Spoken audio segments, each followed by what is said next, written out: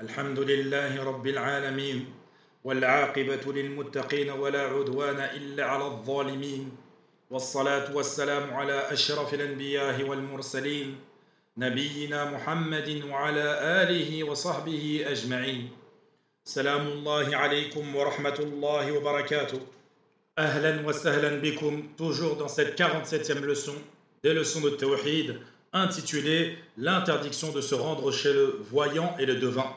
Nous nous sommes arrêtés au hadith de Abi Hurayrata radiyallahu anhu qui nous dit que le prophète sallallahu alayhi wa sallam a dit quiconque se rend chez le devin ou un voyant et croit en ce qu'il dit, alors il a mécru en ce qui a été révélé à Muhammad sallallahu alayhi wa sallam. Cela nous en avions déjà parlé dans le cours précédent. Le fait d'aller voir un devin sans pour autant le rendre véridique, juste lui poser une question, cela fait que ta prière n'est plus valable pendant 40 nuits. Quant au fait d'aller voir un devin et de croire en ce qu'il te dit, cela te fait sortir de l'islam. C'est comme mécroire en ce qui a été révélé à notre prophète bien-aimé, Muhammad sallallahu alayhi wa sallam, qui est le Coran et la Sunna authentique. Puis Shir Muhammad al-Wasabi rahimahullah nous explique ce qui est le kahin, le voyant, et ce qui est un arraf, le devin. Il nous dit, rahimahullah, concernant le voyant, c'est celui qui informe les gens concernant les choses qui sont invisibles. Sachez que les choses inconnues se divisent en deux. Il y a un inconnu qui est proportionnel à la personne. Et il y a un inconnu qui n'est connu que de Allah Azza wa Jal. L'inconnu qui n'est connu que de lui, Jalla Jalalu, c'est tout ce qui se passe dans la tombe, au paradis, en enfer, ce qui se passera demain, dans 1 heure, dans 2 heures.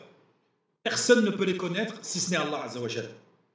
Quant à l'inconnu proportionnel à la personne et à la situation, par exemple, s'il se passe un accident sous vos yeux, tous ceux qui sont présents avec vous connaissent et voient quelle voiture, quelle couleur, quel modèle. Mais tous ceux qui sont absents ne peuvent le savoir, si ce n'est plus tard par l'information. Pareil, s'il se passe un événement ici à la Mecque, maintenant, tout de suite, moi je ne le saurais pas si je ne suis pas à la Kaaba. Une fois que l'information me parvient, c'est autre chose. Mais dans le moment où l'action se passe, celui qui n'est pas présent, alors c'est un inconnu pour lui. Quant à celui qui est présent, c'est quelque chose de connu. Et c'est comme ça pour toute chose. Et quand on a dit précédemment que ce qui va se passer dans 1 heure, dans 2 heures n'est connu que d'Allah, c'est-à-dire personne ne connaît l'avenir, si ce n'est Allah Azza wa Jal. Al-Muhim, concernant le sujet de l'inconnu ici dans ce texte, c'est celui qui n'est connu que d'Allah Azza wa Jal, qui est le seul à connaître. Et d'ailleurs, le shir, il dit, ce sont des choses inconnues qui ne se sont pas encore produites. Comme par exemple Mahdi al-Amin, qui est un sorcier de son époque, qui vivait au Yémen. Et bien sûr, on pourrait donner des noms de sorciers et de magiciens européens qui font la même chose. Et également, en font partie ceux qui informent de ce que recèlent les âmes. Et comme vu précédemment, il est interdit de les consulter. Sinon, ta prière ne vaudra plus rien pendant 40 nuits. Cela veut dire que tout ce dont informe le voyant est batil. Ça ne vaut rien. Concernant le devin, c'est celui qui informe les gens concernant une chose perdue ou volée ou encore autre chose, sur des événements qui se sont produits et qui échappent aux gens. Wa'iyadhu billah. Cela, de nos jours, combien d'hommes et de femmes font appel à ces gens-là? Lorsqu'une personne a été tuée et ils ne savent pas qui est le tueur, ils font appel à des devins. Également, ceux qui perdent leurs enfants, ils font appel à un devin. Et tout cela est interdit. Également, certains vont voir des devins parce qu'ils ont un mal occulte. Et en allant voir ce devin, ils espèrent qu'il va pouvoir leur dire qu'il les a ensorcelés et leur dire c'est un tel de ta famille, alors que cela est totalement faux. Mais à cause de ça, les familles se brisent, se séparent, ne se parlent plus, ils se font la guerre. Et comme je le disais en introduction de ce cours, malheureusement de nos jours, énormément de ruqat qui prétendent exorciser ont les mêmes réflexes et les mêmes coutumes que ces voyants-là ou ces devins-là. Ils te disent, je sais qui t'a possédé, je sais qui t'a mis cette sorcellerie en toi, je pense que c'est un tel de ta famille, ou une tante, ou plutôt, je sais quel djinn il y a en toi. Un mâle, une femelle, quel esprit, quelle origine il a, quelle religion il pratique. Allahu musta'an. Également, ce djinn qui est en toi, il veut se marier avec toi. Et ça, c'est parmi les bêtises qui sortent de la bouche de pseudo-ruqat qui prétendent connaître malgré eux le monde de l'invisible. Mais au final, ils ne savent rien et ils ne savent pas pratiquer la ruqya shar'iyya.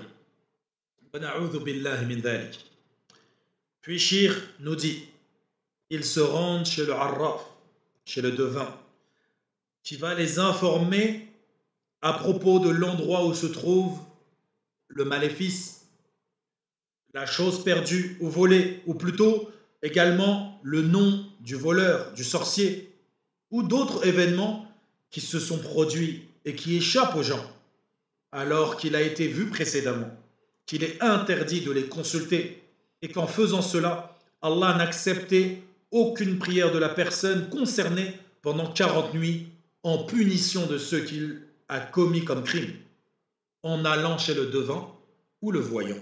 Ça, c'est au cas où il lui pose juste une question, sans croire en ce qu'il dit, bien sûr. Mais s'il le rend véridique, alors il a mécru en ce que est descendu sur Muhammad, sallallahu alayhi wa sallam. Qu'Allah nous préserve de cet égarement et qui nous guide vers la bonne voie.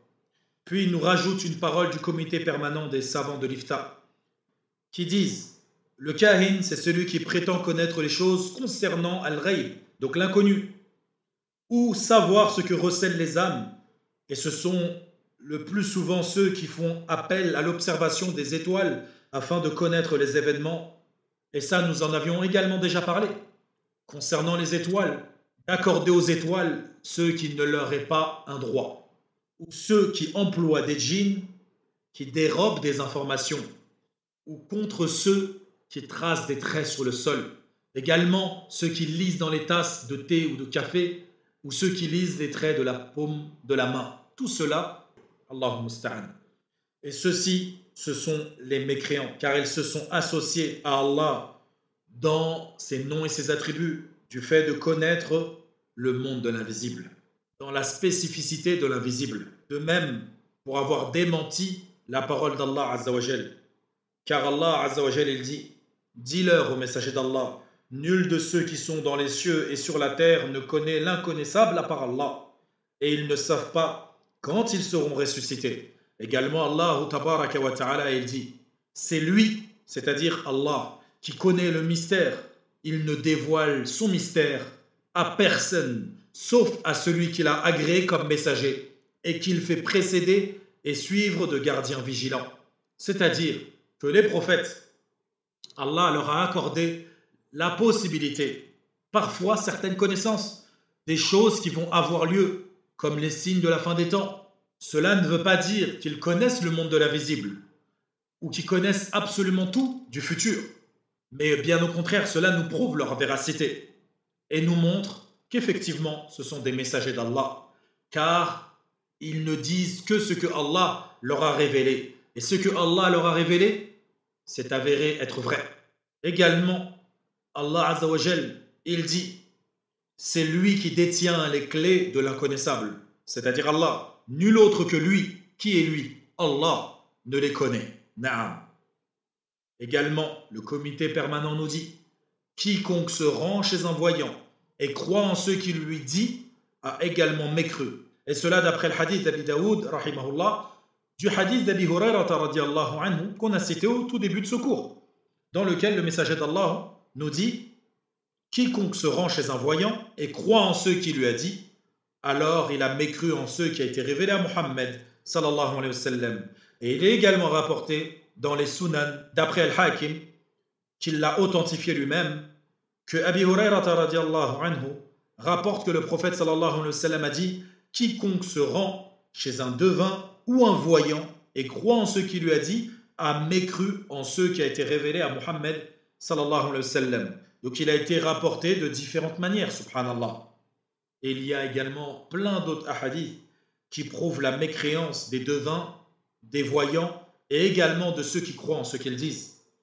Et il n'est pas permis, sous aucun prétexte, de prier derrière ces gens-là. Cette prière-là, si tu la fais derrière un homme comme celui-là, elle n'est pas valable.